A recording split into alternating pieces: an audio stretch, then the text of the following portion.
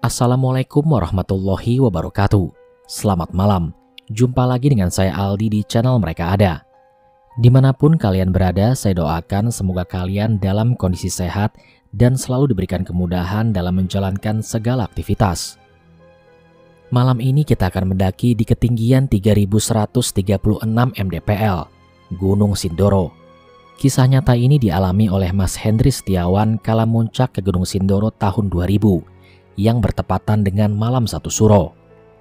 Namun sebelum mulai bercerita, pastikan teman-teman juga support channel YouTube-nya dari Mas Hendri Setiawan. Link channel YouTube-nya Mas Hendri Setiawan sudah saya taruh pada kolom deskripsi. Cerita ini akan terbagi ke dalam 2 part. Part kedua akan tayang besok malam tepat di hari Selasa. Jadi pastikan teman-teman menyimak cerita ini dari awal sampai selesai. Kalau gitu tanpa banyak basa-basi lagi, mari kita mulai ceritanya.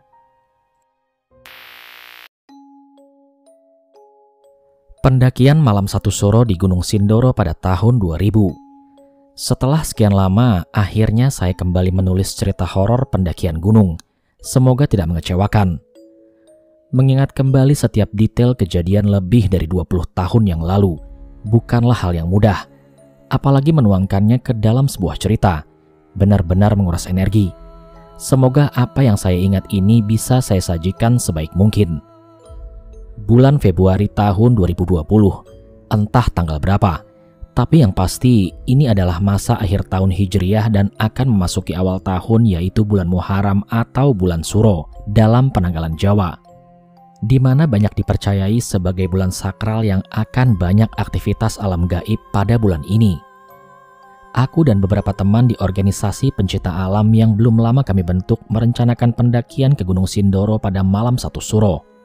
Bukan tanpa alasan, karena tanggal 1 Suro merupakan hari libur nasional, maka kami memanfaatkan hari libur ini untuk pendakian gunung.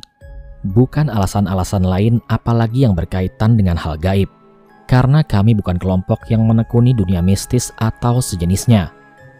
Gunung Sindoro kami pilih karena memiliki kenalan yang berasal dari kaki Gunung Sindoro, sebut saja namanya Sandi. Bukan dari desa di mana jalur pendakian resmi berada, tapi dari desa temanku tersebut juga ada jalur menuju ke puncak. Jadi kami menyambut baik tawaran dia dengan alasan jalur yang akan kami lewati nanti bakalan sepi tanpa hiruk-pikuk pendaki lain, dan pastinya akan ada tim yang mengawal pendakian kami hingga sampai ke puncak. Jadi kami tak perlu khawatir terjadi hal buruk, terutama tersesat. Beberapa hari menjelang keberangkatan, ada sedikit insiden dengan kelompok lain yang juga tergabung dalam satu forum pencinta alam di kotaku. Mereka berniat menggagalkan pendakian kami dan ingin mengalihkan ke kegiatan lain dengan dalih kami adalah anggota forum dan harus mengikuti kegiatan forum. Tapi dengan tegas kami menolaknya. Kalaupun kelompok kami dikeluarkan dari keanggotaan pun tak masalah. Dan lucunya, tanpa konfirmasi sebelumnya, ternyata mereka malah ikut dalam pendakian kami dengan langsung menyusul ke lokasi. Ini adalah awal mula kekacauan yang nanti terjadi karena minimnya koordinasi. Singkat cerita, kami pun berangkat menuju ke rumah temanku di salah satu desa di kaki Gunung Sindoro. Sore menjelang petang, kami semua sudah sampai di lokasi. Selanjutnya, kami menyebut rumah temanku itu dengan sebutan base camp. Usai beramah tamah dengan anggota keluarga lainnya, kami beristirahat sejenak karena pendakian akan langsung kami mulai malam ini juga. Sekitar jam 21.00 kami sudah bersiap untuk memulai mendaki Gunung Sindoro. Tentunya beserta personil tambahan yang menyusul kami tadi. Tapak demi tapak kami ayun merayapi punggung Sindoro dengan pelan namun pasti. Usai meninggalkan pemukiman penduduk, kami mulai memasuki area perkebunan warga yang biasanya ditanami tembakau. Udara dingin kini terasa semakin menusuk, diiringi dengan butiran tipis rinai yang turun sejak sore tadi. Tidak deras, oleh karenanya kami tetap bergerak untuk melanjutkan pendakian. Semua percakapan aslinya menggunakan bahasa Jawa, tapi saya langsung menuliskannya dengan bahasa Indonesia supaya tidak repot menerjemahkannya.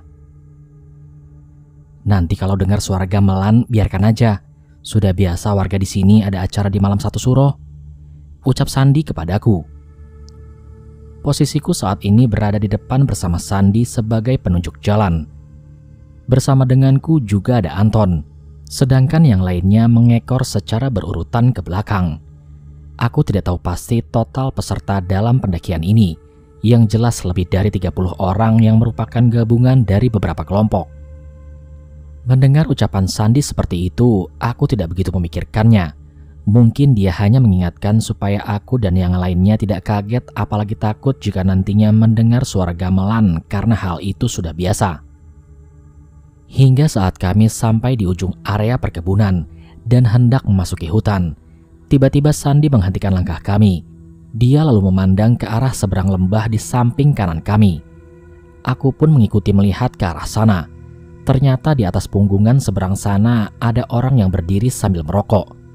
Orang itu lantas berteriak kepada kami, "Jangan lewat situ, kalian salah jalan, nanti kesulitan kalau mau kembali," ucap seseorang di seberang sana.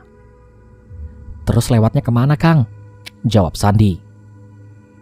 "Ambil kiri, turun sedikit lalu memutar, nanti kalian ketemu jalan naik," ucapnya dari seberang sana. "Terima kasih ya, Kang," jawab Sandi lagi. Sebelum kami kembali bergerak, Sandi memanggil adiknya yang saat ini berada di barisan paling belakang, sebut saja namanya Yono, untuk menggantikan memimpin di depan sebagai penunjuk jalan. Yono pun menerima tugas dari kakaknya dan segera mengajak kami semua melanjutkan pendakian. Sebelum mulai berjalan, aku sempatkan kembali melihat ke arah orang yang tadi menunjukkan jalan. Ternyata orang itu sudah tidak ada di sana. Dan belakangan saat pendakian ini usai, kami baru menyadari bahwa yang menunjukkan jalan kepada kami sebetulnya bukan manusia. Bagaimana tidak? Secara logika, apa yang dilakukan penduduk malam-malam begitu di kebun itu? Apalagi ini bukan musim tanaman tembakau. Tapi bagaimanapun juga, kami tetap berterima kasih kepada makhluk itu karena telah menunjukkan jalan kepada kami. Sandi pun mengamini pendapatku. Sejak awal sampai di lokasi itu, ia sudah merasa bahwa kami salah jalur. Lalu dia merasa ada yang memanggil dari seberang lembah. Dan ternyata ada seseorang yang berdiri di sana. Perlu diketahui, Sandi merupakan warga asli kaki Gunung Sindoro. Jadi tidak heran jika ia memiliki kepekaan lebih terhadap hal gaib. Apalagi orang tua dan leluhurnya merupakan salah satu tokoh masyarakat yang disegani di desanya. Usai mengikuti petunjuk jalan dari seseorang tadi, akhirnya kami bisa kembali ke jalur pendakian. Yono meyakinkan kami bahwa benar ini adalah jalur pendakian. Masih tetap di barisan depan, Yono, aku dan Anton tetap mengayun langkah dengan pasti. Sesekali kami berhenti sejenak menunggu barisan belakang yang terkadang tercecer karena beberapa peserta mengalami kelelahan dan meminta istirahat, terutama para peserta cewek. Ritme pendakian yang demikian membuat kami menjadi terlalu lama berada di jalur dan secara otomatis lebih menguras tenaga. Dalam situasi seperti ini, ego kami sebagai pemuda yang memiliki semangat berapi-api menjadi meningkat. Aku dan Anton mengusulkan untuk terus berjalan meninggalkan rombongan belakang supaya bisa segera sampai ke puncak. Toh beberapa kelompok sudah memiliki pemimpin yang lebih senior dan bertanggung jawab terhadap kelompok mereka masing-masing. Yono pun menyetujui pendapatku. Setelah berkoordinasi singkat dengan Sandi, kami memecah rombongan menjadi dua bagian. Bagian pertama yang memiliki stamina prima terus melanjutkan pendakian tanpa menunggu rombongan yang di belakang, dan kami dipimpin oleh Yono. Sedangkan bagian kedua juga terus berjalan sesuai ritme mereka tanpa meminta ditunggu oleh bagian yang pertama, tapi dengan syarat, di setiap bagian rombongan harus ada pendamping dari tim lokal, dan Sandilah memimpin di bagian rombongan kedua. Bersama kelompok yang memiliki kondisi fisik dan stamina prima, aku bisa dengan cepat melibas tanjakan demi tanjakan punggung Sindoro untuk segera menggapai puncak. Hingga suatu ketika, rombongan kami telah sampai di bagian hutan Gunung Sindoro yang masih cukup rimbun, dengan didominasi pohon melanding gunung yang tidak terlalu besar namun lumayan cukup tinggi. Yono menghentikan laju langkah kami dan menginstruksikan untuk break bersama. Mengingat kami sudah cukup lama berjalan dan beberapa orang juga sudah mulai terlihat kelelahan, meski mereka tidak mengakuinya karena gengsi. Break kali ini kami tidak membuat kopi, hanya menikmati air putih dan rokok saja karena memang kami tidak berniat untuk berlama-lama di sini. Namun saat kami sedang asik ngobrol, tiba-tiba sayup terdengar suara gamelan khas pertunjukan wayang. Kami semua saling pandang dan terdiam. Artinya, kami semua mendengarnya. "Udah, tenang aja. Itu desa sebelah. Memang ada pertunjukan wayang setiap malam satu suro," ucap Yono memecah kesunyian. Kami pun akhirnya lega. Artinya suara gamelan ini bukan berasal dari dunia gaib. Setidaknya begitu pemikiranku. Dirasa sudah cukup istirahat, kami sepakat untuk melanjutkan perjalanan. Saat kami hendak beranjak, salah satu temanku yang bernama Diki menemukan sesuatu tergeletak di tanah terinjak olehnya. Kemudian Diki meraba bagian bawah sepatunya dan menemukan suatu benda.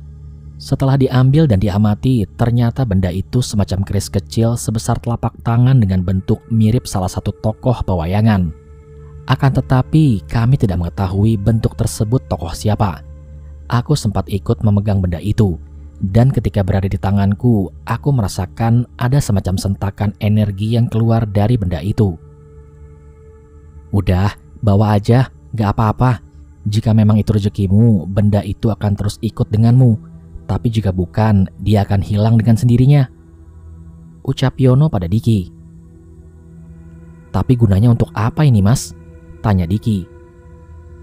"Aku juga gak tahu. Kalau memang ada manfaatnya, biasanya nanti kamu akan tahu dengan sendirinya," jawab Yono pada Diki lagi. Mengikuti saran Yono, akhirnya Diki membawa benda tersebut dengan memasukkannya ke dalam ranselnya, dan kami pun bergegas melanjutkan pendakian. Pendakian pun akhirnya kami lanjutkan. Malam semakin pekat, dan aura mistis gunung ini jadi semakin menebal. Entah karena efek dari benda yang ditemukan Diki atau memang sudah kewajaran karena jalur ini memang sangat jarang dilalui. Bahkan saat ini hanya kelompok kami yang mendaki melalui jalur ini. Ditambah lagi malam ini adalah malam satu suro, malam puncak pestanya dunia gaib, menurut kepercayaan beberapa kalangan masyarakat. Semakin lama kami berjalan, rombongan depan yang tadinya berisi sekitar 15 orang kini semakin terpecah menjadi 3 bagian. Dikarenakan mulai terlihat perbedaan stamina dari masing-masing personil. Yono meyakinkan kami bahwa sudah tidak ada lagi percabakan jalur. Jadi meskipun ada yang tertinggal, kami tidak perlu khawatir akan tersesat. Yang terpenting jangan ada yang tertinggal sendirian. Minimal harus ada yang menemani satu orang. Seperti halnya diriku. Aku yang berada di tengah bersama Anton dan 2 orang lagi teman kami. Sedangkan bagian depan yang bersama Yono sudah cukup jauh meninggalkan kami. Dan bagian belakang juga berjarak lumayan jauh. "Lumayan juga ya trek jalur ini. Jarang ada bonusnya. Gak kayak jalur Keledung," ucapku di tengah percakapan kami saat istirahat sejenak. "Jalur Keledung sih emang lebih enak. Cuma lebih jauh kayaknya," jawab Anton. "Terus jadinya kita mau nunggu yang belakang apa mau lanjut aja?" tanya Wisnu, salah satu teman yang tergabung di dalam timku. "Kalau dirasa cukup istirahat, ya mending lanjut aja sih. Takutnya kelamaan kalau kita nunggu di sini. Ntar malah jadi ngantuk. Menurut kalian gimana?" tanyaku pada yang lain. Mereka semua menganggukkan kepala tanda menyetujui pendapatku. Saat kami hendak beranjak, lagi-lagi kami kembali mendengar alunan musik gamelan. Kali ini suaranya terdengar lebih jelas, seolah berada tidak jauh dari tempat kami saat ini. Kami berempat pun saling pandang. Mungkin kami memikirkan hal yang sama, yaitu suara gamelan ini bukan berasal dari salah satu desa di kaki Gunung Sindoro. Karena kami merasa sudah berjalan cukup jauh, jadi rasanya tidak mungkin ada suara gamelan dari desa di bawah sana bisa terdengar sampai di sini, apalagi suaranya sejelas ini. "Jalan aja Yuton, jangan kelamaan di sini, dingin," ucapku setengah berbisik kepada Anton. Anton pun mengangguk lalu segera beranjak dan kami mengikuti di belakangnya. Namun tak sampai 15 menit kami berjalan, tiba-tiba Anton menghentikan langkahnya. Aku yang tidak menyadari dia berhenti pun sempat menabraknya. Begitu pula dengan Wisnu dan Andre yang berada tepat di belakangku. Kenapa Ton?" tanyaku. "Ingat kejadian di Sumbing gak?" ucapnya balik bertanya kepadaku.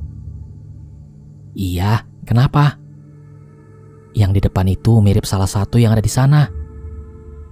Gede. Ya iya. Lihat terus gimana? Nggak tahu. Tunggu pergi dulu aja kali ya. Ya udahlah, doa aja. Kalian yang di belakang juga bantu doa. Ucapku pada Wisnu dan Andre. Ada apa sih emangnya? Tanya Andre dengan penasaran. Biasa, ada yang nunjukin kalau di sini tempat dia dan dia menghalangi jalan kita. Jawabku pada Andre. Kami berempat pun berdiam diri sejenak untuk berdoa menurut kemampuan dan kepercayaan kami masing-masing.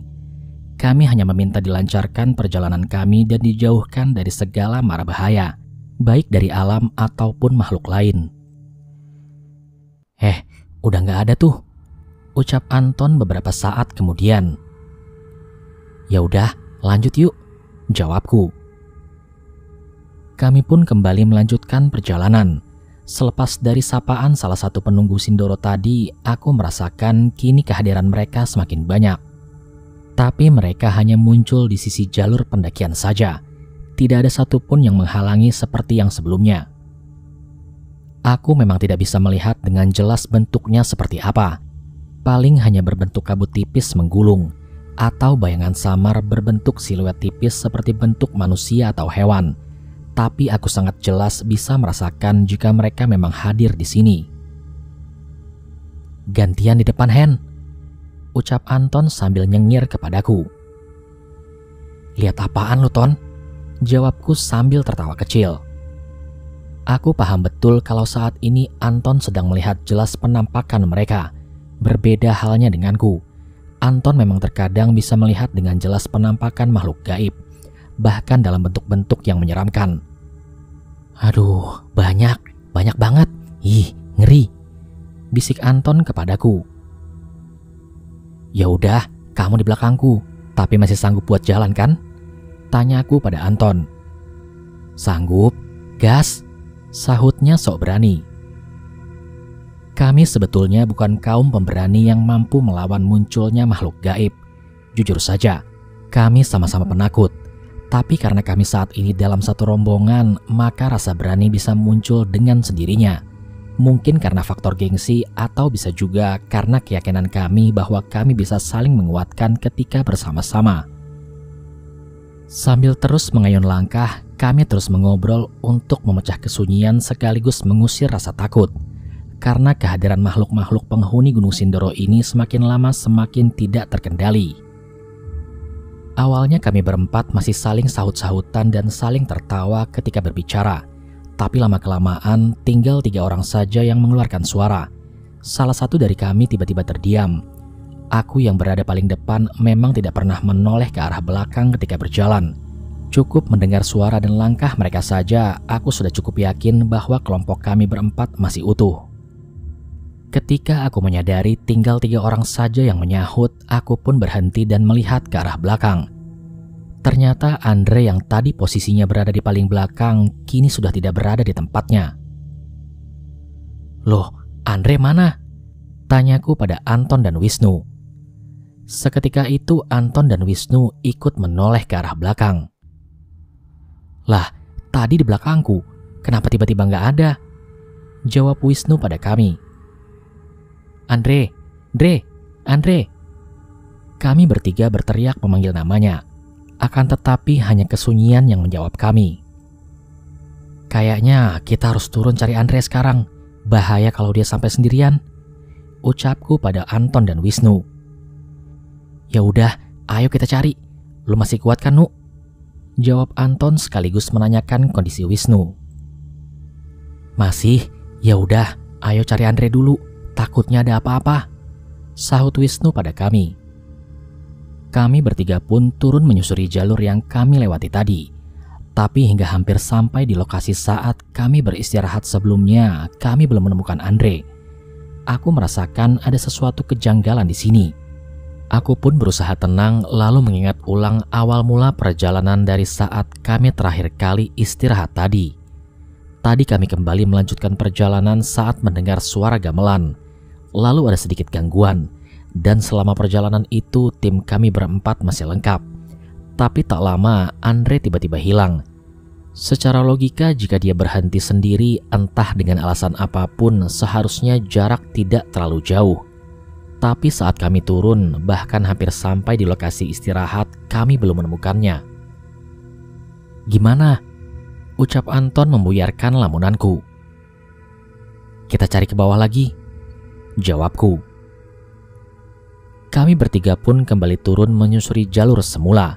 Dan ketika kami sampai ke lokasi kami istirahat tadi, kami bertiga benar-benar dibuat kaget dengan apa yang kami temui di situ.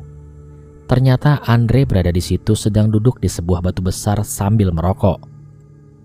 Melihat kedatangan kami, Andre sempat kaget, lalu membuang sisa puntung rokoknya dan beranjak. "Lah, ngapain kalian balik lagi? Kan udah aku suruh duluan tadi," ucap Andre kepada kami. "Hah? Ini gimana maksudnya?" Aku benar-benar bingung atas situasi ini. Kulihat Anton dan Wisnu pun tak kalah bingungnya, terlihat dari ekspresi wajah mereka. "Bentar-bentar, aku benar-benar bingung. Coba kamu jelasin dulu, Andre. Dari mana saja kamu tadi?" tanyaku pada Andre. "Aduh, maksudnya gimana sih? Kalian bertiga kok kayak orang bingung gini? Ini ada apa sebenarnya?" tanya Andre tak kalah bingungnya. "Oke, coba aku jelasin dulu ya. Sepertinya ada yang aneh ini," sergah Anton pada kami. "Jadi tadi kan kita istirahat bareng di sini, lalu kita lanjut jalan berempat. Terus di tengah perjalanan kamu tiba-tiba hilang. Terus kita cari kamu sampai di sini. Ternyata kamu balik lagi ke sini, Andre," sambung Anton pada Andre. "Apa maksudnya sih, Ton? Dari tadi kan aku duduk di sini, nggak kemana-mana. Kita emang istirahat bareng di sini. Terus kalian kan ngajak jalan lagi. Nah, karena rokokku belum habis, jadi kalian aku suruh jalan duluan. Nanti aku nyusul. Lagian aku pikir sampai 3 menit paling rokokku juga habis dan bisa nyusul kalian. Pas aku lagi siap-siap mau jalan, tahu-tahu kalian malah balik lagi ke sini dengan wajah yang bingung," jelas Andre pada kami. Aku tertegun mendengar penjelasan Andre. Dia bilang hanya 3 menit. Sedangkan aku dan mungkin saja Anton dan Wisnu juga merasakan hal yang sama.